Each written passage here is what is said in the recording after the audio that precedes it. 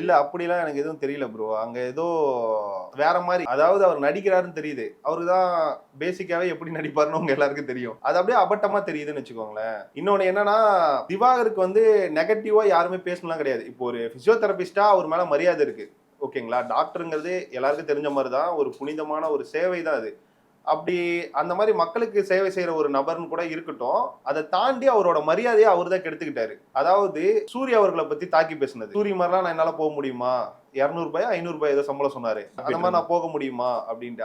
அந்த மனுஷன் எவ்வளவு கஷ்டப்பட்டு உழைச்சு, இப்போ வந்து காமெடியனா இருந்து ஒரு ஹீரோவா நிலைச்சு நிக்கிறாரு.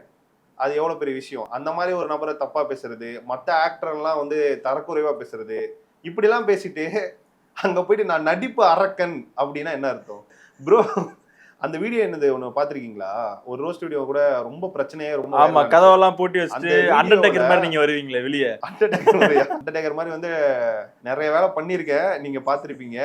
என்னன்னா அந்த வீடியோல கூட நீங்க பார்த்தீங்கன்னா, அந்த பேமெண்ட் இருக்குல்ல, அது வாங்குற வரைக்கும் ஒரு பேச்சு. வாங்குனதுக்கு அப்புறம் ஒரு பேச்சு. பேமெண்ட்ல அவரு குறிக்கோளா இருந்தாரு. நாம ஒண்ணும் பேமெண்ட் தராம ஏமாத்த போறதில்ல. அவரு வராரு, ஒரு வீடியோ இது பண்றோம் நாம, எல்லாரும் உழைக்கிறதுக்கான சம்பளம் கிடைக்க தான் போகுது. ஏன்னா YouTubeல இருந்து எனக்கு ரெவென்யூ வரதான் போகுது.